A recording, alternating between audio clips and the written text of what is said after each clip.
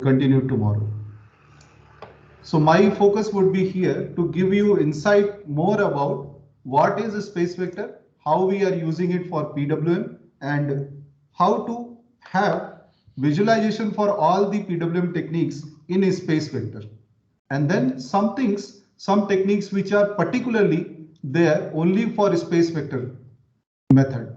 So we have seen the concept of how we are doing PWM for the methods where low switching frequency and the sine triangle, these kind of things are there. So we are realizing the quantities or realizing the voltage on per phase basis, right?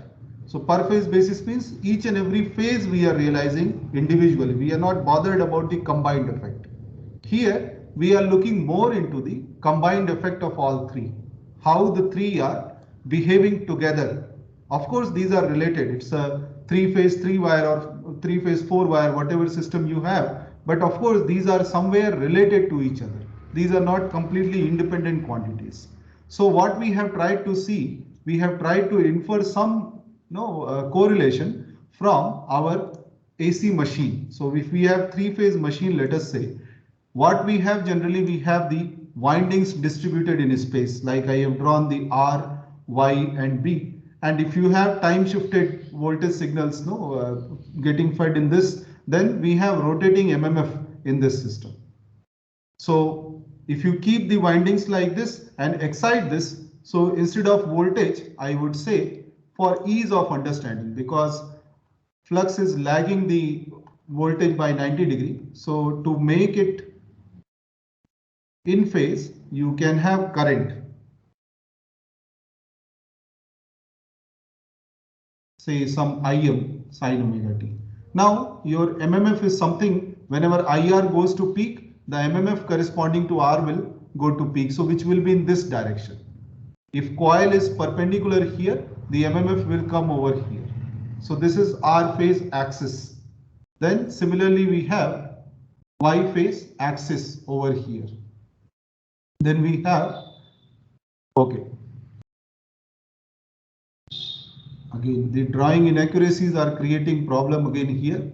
Okay, let me use this.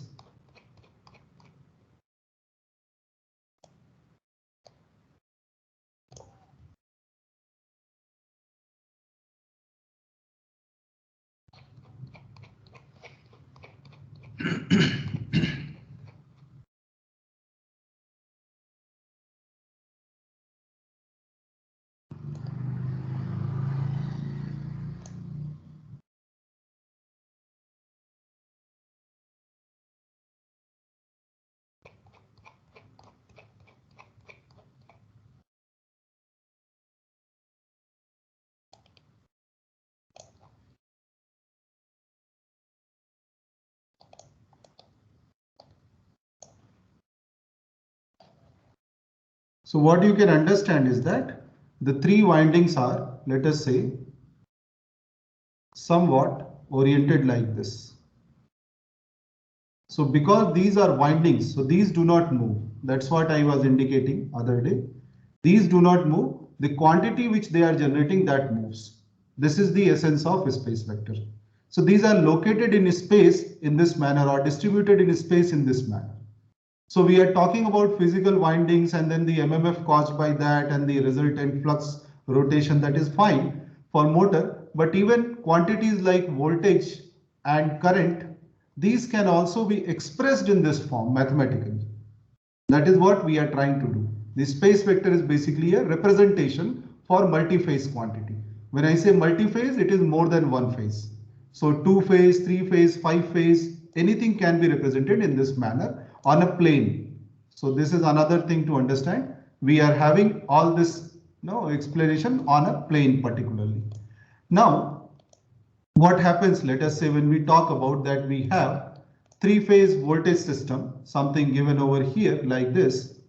So what happens when we have this sinusoidal voltages in a system, let's say VR, something Vm sine omega t, then we have Vy,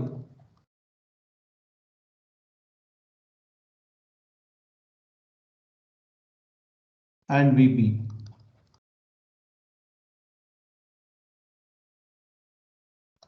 Now, if you try to represent this in phasor form or in the space vector form, this will look like, say, R is coming over here, Y is this axis, and B is this axis.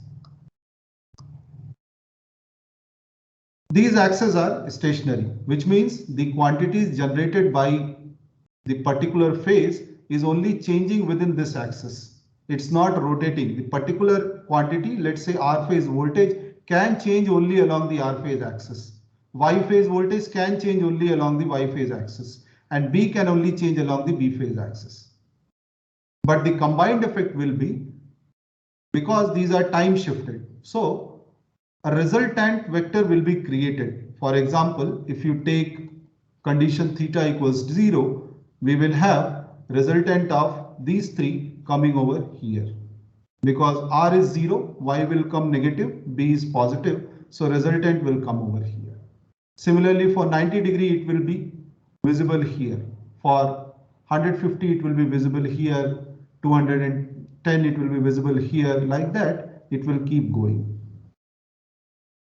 So this will appear to be a vector which is rotating in the counterclockwise direction, and tip of the vector is basically moving on this circle. So this vector can be represented, let's say this is Vs. So Vs, as I have written yesterday also, can be represented in form of these vectors R by B, say Vr, Vy, Vb. The way to write is that you take, let's say here we are taking as our reference, so we add Vr with angle 0 plus the angle between the next vector. So this is 2 pi by 3. So this can be written as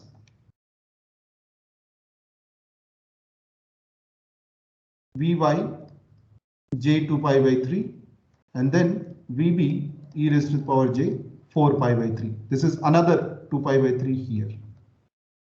Correct? Are you familiar with this kind of notation for the vector? What I'm writing over here? Yes, sir. Correct? If any vector is there, say this V having magnitude V, let us say, and it is located at angle alpha, you can represent this vector as magnitude into e raised to power j alpha. This is the notation for this vector, which is what I have done for Y and B, taking R as the reference axis, nothing else. Fine. So this makes our computation easier because now R is having only real part and other things, this unit vector e raised to power j 2 pi by 3 and e raised to power j 4 pi by 3, these unit vectors can be expanded in form of sine and cosine.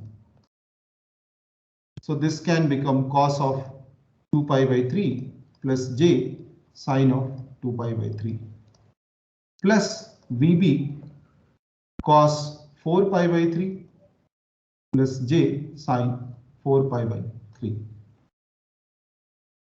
Then you can take out, because this is vector again, sorry, I'll use this underline as the notation for vector. Okay. So now this vector Vs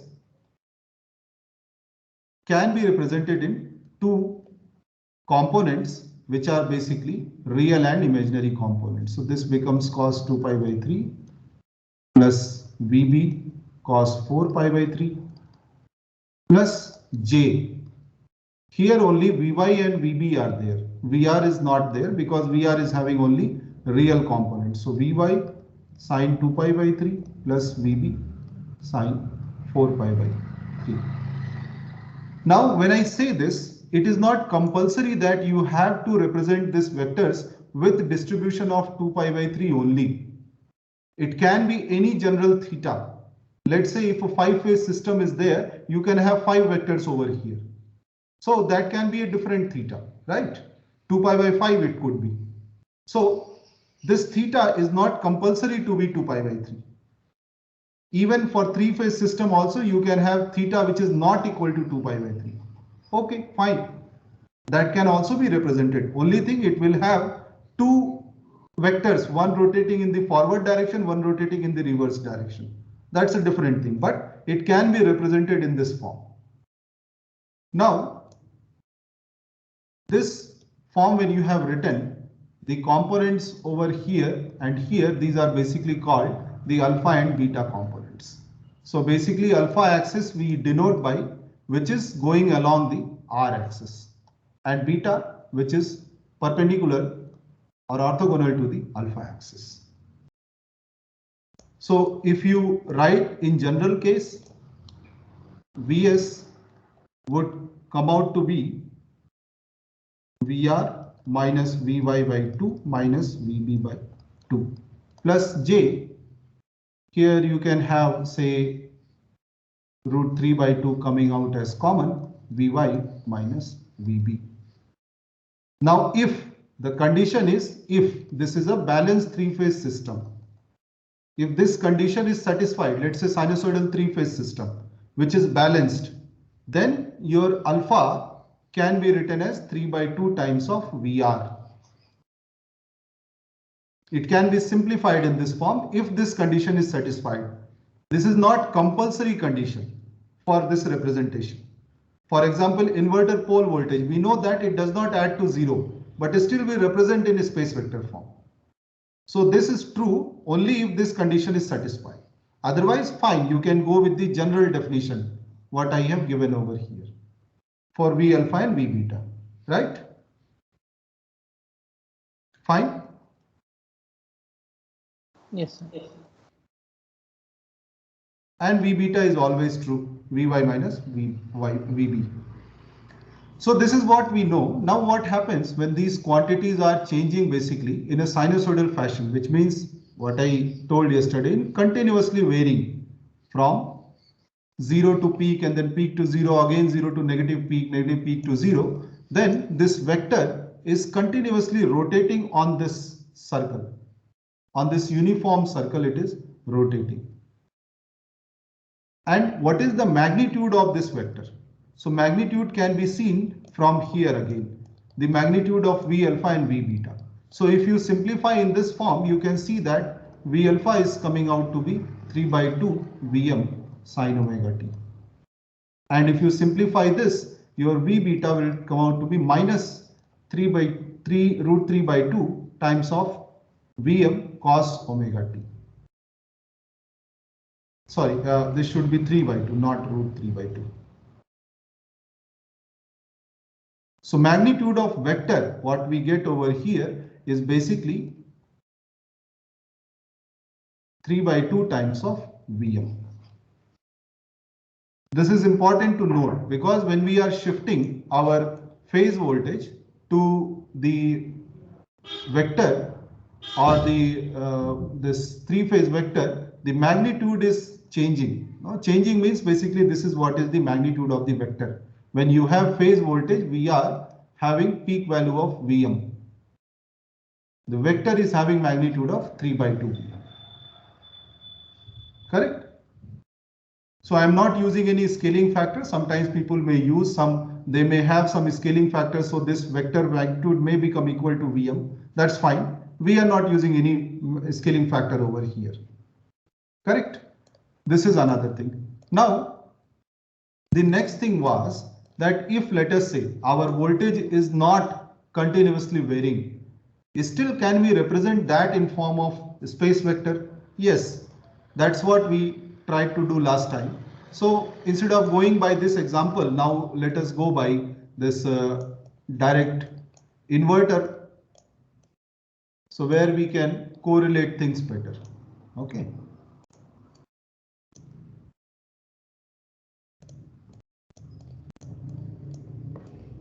So we know that when we are dealing with three-phase two-level inverter, the meaning of two level says that our pole voltage can have only two levels, plus VDC by 2 and minus VDC by 2, and which is true for all the three phases. So Y can also have similar options, plus minus VDC by 2. B can also have similar options, plus minus VDC by 2. So what happens that in total, whenever you are operating this converter, two-level converter, you have possibility that you can generate some 8 possible outcomes from these 3 switches. So each having 2 possibilities, this gives 8 total outcomes. For example, what I have drawn over here, this is showing that R is connected to minus VDC by 2, B is connected to minus VDC by 2, sorry, Y is connected to minus VDC by 2, and B is connected to plus VDC by 2. Each such condition, what we are getting, let us say this is one condition. You can also call this as state or inverter state. So we have 8 possible inverter states for a 2-level 3-phase inverter. For simplification, what we do, whenever we have plus VDC by 2 connection, we represent it by a positive sign, a plus sign. Whenever we have minus VDC by 2, we are represented by a minus sign. So we have 8 possible states which can be generated from a 3-phase 2-level inverter. So now, corresponding to these states, there is a voltage vector generated, and how that voltage vector is located in space, that we can see now. Let's say R, Y, B, and the resultant vector we are trying to see. So quickly we can write the 8 possible states: plus, minus, minus, then plus, plus, minus, then minus, plus, minus, minus, plus, plus, minus, minus, plus, plus, minus, plus, and then plus, plus, plus. These are 8 possible states. Now what happens when you apply minus, minus, minus? We can draw some indicative diagrams, space phasors over here quickly. So minus, minus, minus is basically R is negative, Y is negative, B is negative. The resultant comes as 0. So the voltage vector that is generated out of this state, minus, minus, minus, is basically a 0 vector. Then if you have plus, minus, minus, your R is positive, Y is negative, B is negative. So in effect, it generates a positive voltage which is along the R phase axis. And magnitude is basically, this is minus VDC by 2, minus VDC by 2, creating another VDC, and then you add with another this VDC by 2. So sorry, this generates minus VDC by plus VDC by 2 and then plus VDC by 2. So total, the magnitude of the vector comes as VDC. You can compute that and see. I couldn't frame the words properly, but this is how it is. This is also having magnitude of VDC by 2, 60-degree angle. This also magnitude of VDC by 2, 60-degree angle. And then we have VDC by 2 on account of R phase. So the resultant, if I draw with red, this is like VDC. And this is along the R phase axis. Now another thing what I have indicated earlier, that our reference angle is basically lying here. The reference angle is lying here basically means that when you are at theta equal to 0, because we are dealing with sinusoidal excitations. So at theta equal to 0, value of R is 0. As you move to 90 degree, R is maximum. Move to 210 and Y is maximum. Move to 330 and B is maximum. That is the meaning of taking theta equals 0 over here, right? That's what the 3-phase waveform also says. As you move from 0 to 360 degree, you encounter the peaks at particular theta, and which is why the resultant vector, when we give the angle with respect to our reference, which means VDC angle 90 degree, because this is along R phase. Now similarly, plus, plus, minus, if you have to draw, it will again come plus, then plus, and then minus. So something which is along the 150 degree line, the magnitude remains same VDC and the vector goes at 150 degree. Then if you have minus, plus, minus, this will come as this, which will be along the Y axis. So VDC angle 210 degree. Similarly, this will create a vector in the along the minus R axis VDC angle 270 degree.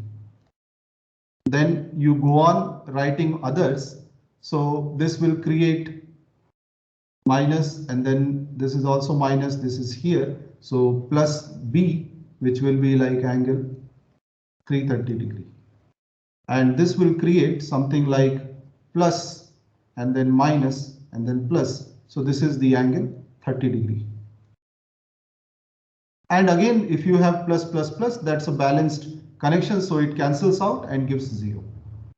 So these are the voltage vectors which are generated by these 8 states of the inverter.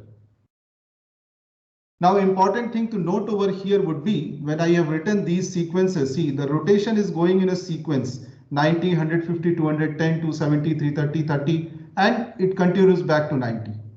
So you can even number them in this sequence starting from 0, 0, 1, 2, 3, 4, 5, 6, and 7. And also the consecutive states are only different by one switching. That also you need to notice over here. If you take minus minus minus, go to 1, this only plus minus minus. So it's only different by one switching. That is how these are arranged in order.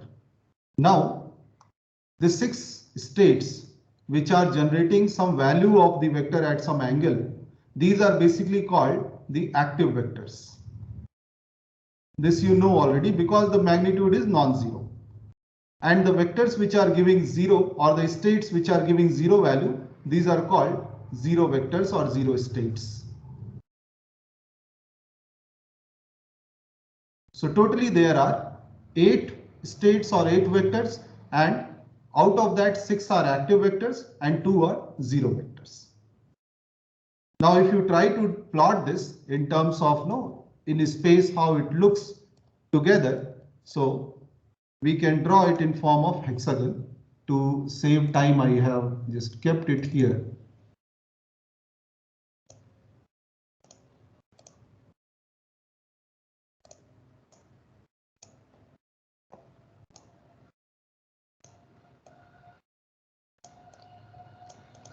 So it will look like this.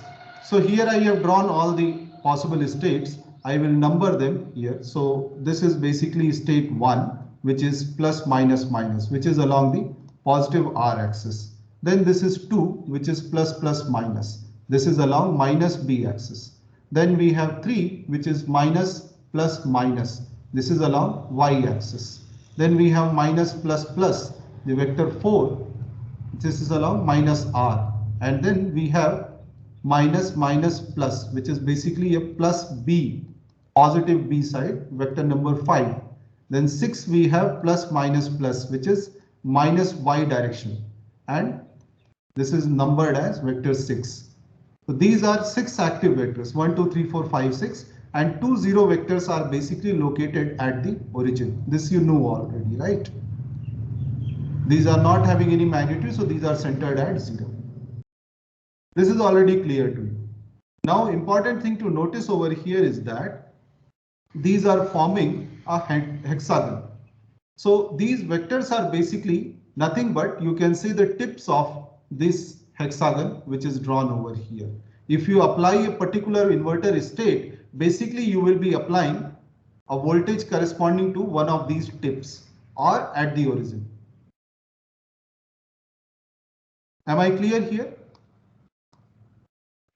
Yes. Fine. One more thing I will introduce over here, that this hexagon is basically divided into 6 segments.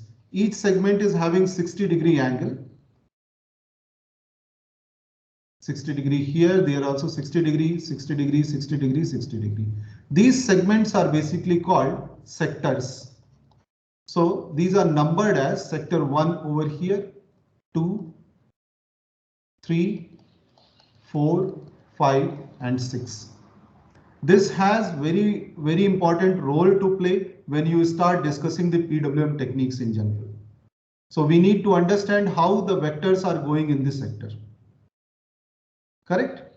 Now we have seen that when we have 3-phase sinusoidal input supply, then this is basically a circle instead of hexagon. Whereas here what we have drawn is basically tips of the hexagon.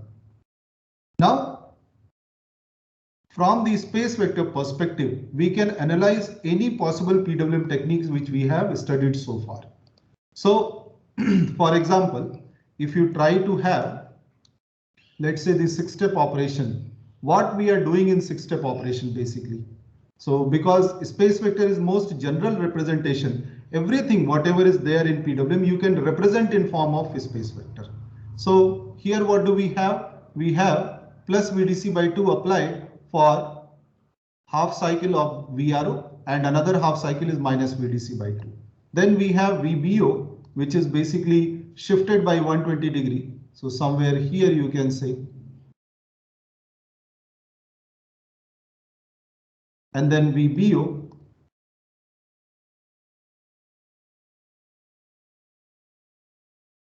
Something like this. Now what we are doing actually when we are having 6-step operation, if we try to understand in terms of vectors of the inverter or states of the inverter, we need to divide this, or we can actually divide based on these discrete states the complete cycle in 6 segments, each occurring at 60 degree.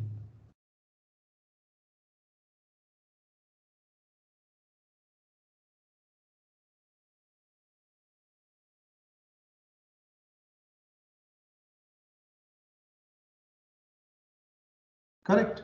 So if you see that closely, starting from theta equals to 0 degree and all the way up to 360 degree, basically we are either connecting our phase to plus VDC by 2 or we are connecting to minus VDC by 2.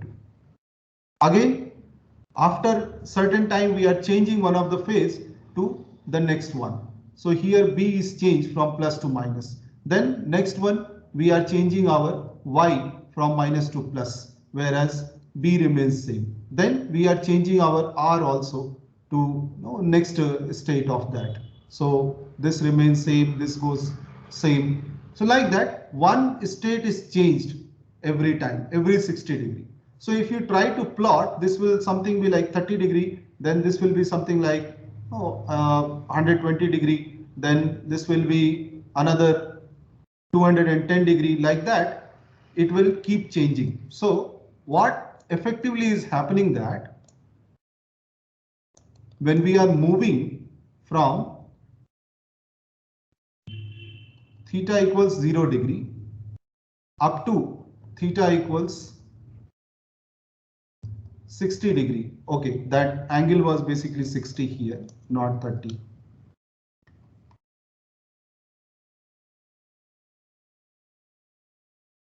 We are basically applying the state which is plus minus plus, which is state 6 or vector 6. So from theta equals 0 to 60 degree, we are keeping only one state which is plus minus plus. Then when we are going from 60 degree to 120 degree, we are keeping the next state which is plus minus minus. So if you see over here, this is the next state, plus minus minus. Now for next 60 degree, what we are doing, we are keeping the next active state, which is plus plus minus. So throughout this duration, we have only this vector applied, which is plus plus minus. Then for next 60 degree, we are going by this next active vector, which is minus plus minus, and then continuing for another 60 degree with the next state, which is minus plus plus, and for rest of the 60 degree what we have is basically minus minus plus. So sequentially one by one we are applying these active vectors one by one, and this is what essentially we are doing in our 6-step operation. Understand the point here? So we have applied this vector once, then we wait for this angle to change from 0 to 60 degree. We wait and we keep applying this vector plus minus plus. Then we suddenly change to this while the theta is changing from 60 to 90 degree, and we wait here. So these discrete voltages basically cause the harmonics. So ideally it should have been a sinusoidal, no, circular trajectory. But now what it is basically discrete value here, then discrete value here, then another discrete value here, another discrete value here, like that it is going. But still, the fundamental component of this will be moving at this circular trajectory.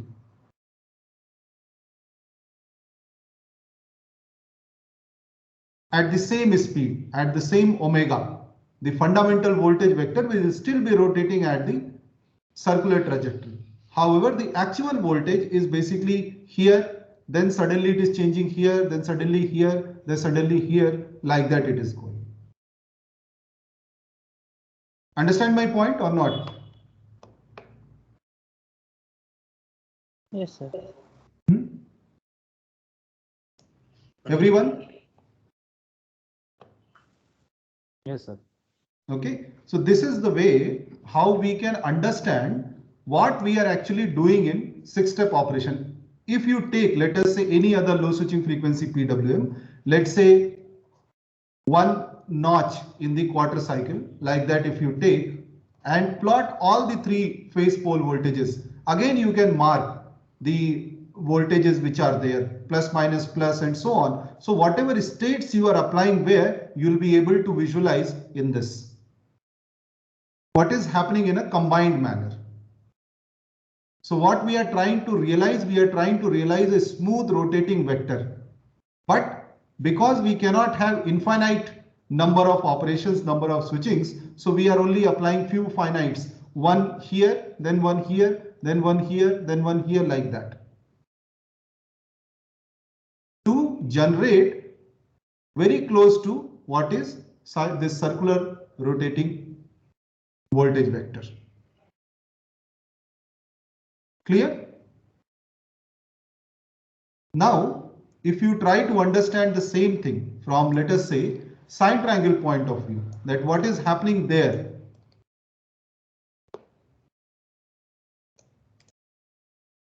So even SHE PWM or any other low switching frequency PWM, you can analyze in the same manner. What you are applying actually. Now, sine triangle, what we have basically, we have a carrier wave, say this, and we have 3-phase modulating signals.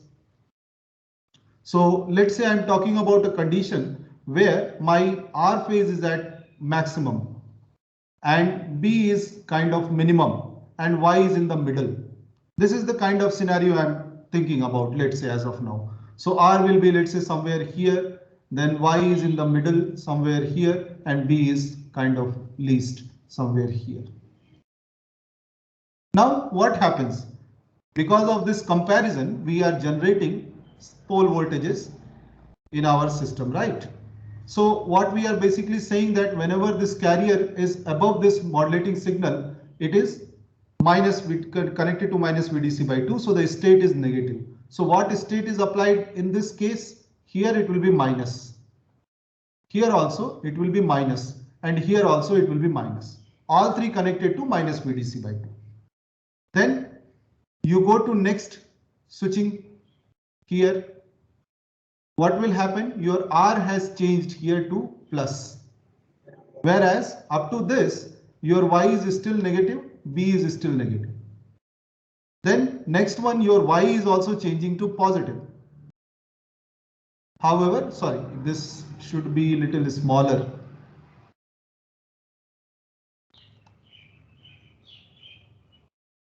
The next interval is little bit smaller. So I will write within that.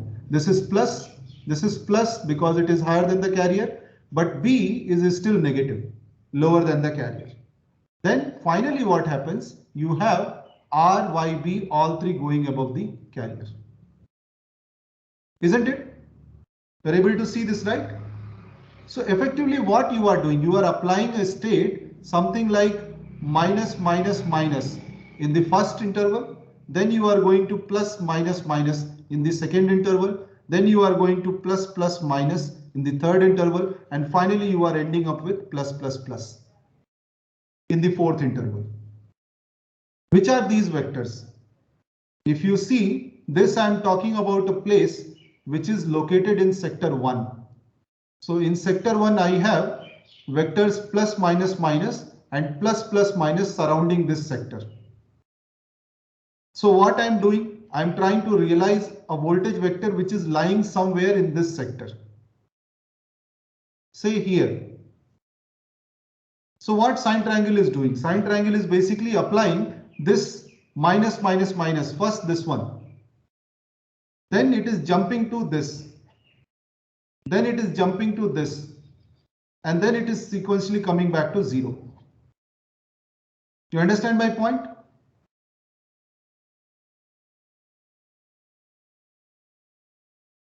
Yes, sir.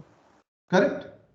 So actually in this, like in any realization, what we are doing, we are trying to somehow catch the actual voltage vector what is present in the system, or realize the actual voltage vector what is desired in the system by, let us say, applying very discrete, very discontinuous kind of PWM, which is low switching frequency. Just apply few, let's say 6, which is 6-step operation. Just apply 6 vectors one by one, the most crude method.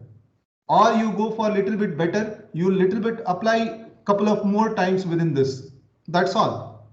Or you go by a very fine realization of this by applying the voltage vectors very closely to just have one instance. This is only one instant, right? Because VR is having fixed value, Vy is having fixed value, Vb is having fixed value. So this is something like VR is here, Vy is here, Vb is here. So this is in effect causing a vector which is within this along the R axis, or somewhere, let's say maybe somewhere a little bit here. You understand the point, right? Which is what is the vector shown over here. Correct? Yes or no? Yes, sir. So Yes, sir. Yes, sir. Yes, sir. any method, what we are trying to do, we are basically trying to somehow catch up with this effective voltage vector in this system, whether it is low switching frequency or sine triangle or anything. So this is where the space vector says that if you are doing this only, why are you worried about the carrier or any other thing? Why don't you do it from space vector alone? Or I give you another insight in this. Let's say I am having two vectors. Say vector A and vector B. Correct? Now I have liberty that these are voltage vectors, of course. So I have liberty that I can apply this voltage vector A for a time period T1 and voltage vector B for time period T2, where T1 plus T2 is a fixed number, say T. What are the possibilities for my resultant vector? Okay, for vector I can write VA, VB, let us say, that looks more better. So vector V, what will come out of this realization? So vector A is applied for T1 time, then vector B is applied for T2 time, and you average out this over time period T. So what are the possibilities for this resultant vector? What can you realize using this? What all vectors can you realize? Any idea? So T1 can at the most become equal to T. Then it is some vector along VA. Isn't it? You are understanding what I am trying to say? Yes, sir. I am averaging Yes, sir. Yes. the vector now instead of the scalar quantities plus VDC by 2 into T on and this minus VDC by 2 into T on. Not that. I have gone one step further. I am now having some kind of time scaling for the vector, voltage vector. So if I have two vectors like this and I do time scaling, apply the voltage vector A for time T1, apply the voltage vector B for time T2. What possibilities I may have for the resultant vector? So possibilities may be if T1 is, let us say, equal to T. So at the most, I can realize anything which is along this axis based on the value of T1, right? Then other extreme, when T2 is equal to T and T1 is 0, I can realize something which is on this axis. And when both T1 and T2 are non-zero and within this T, I can realize any vector which falls within this boundary, either here or here or here, isn't it? Can I do that? Yes, sir. Can I do that? Why that is possible? Because essentially what you are doing over here in this process is that you are maintaining, again, I am coming back to the fundamental concept of volt-second balance. Because you are maintaining the same volt-second balance you are realizing through these vectors. You understand my point? You have a particular voltage to realize, say here, and you know that this voltage vector you have to realize for a time period t, which means what? Effectively you have to create this much volt second. So this much volt second you are creating using these vectors VA and VB by applying these T1 and T2 time scaling. So Sir, yes. sir, we move as we vary T1 and T2 value, we move in a circle. Circular. Perfect. This is perfect question. So this is where something is called as sampling. We have seen in this sine triangle also, right? Here also we need to know where the vector is if we want to realize that. We cannot have a moving vector getting realized, right? This is perfect question at the perfect time. Now, while you are applying, let us say you are applying VA for time period T1, the voltage vector may have moved somewhere. Then again, you are applying the voltage vector for VB for time T2, it may have moved somewhere else. Then what are we realizing? Correct? This is a good question. Just think about it a little bit from sampling point of view, and we will continue tomorrow from this. Okay, more from conventional space vector PWM and then going towards the better techniques which are there. Okay, any doubts, any questions you may ask up to this?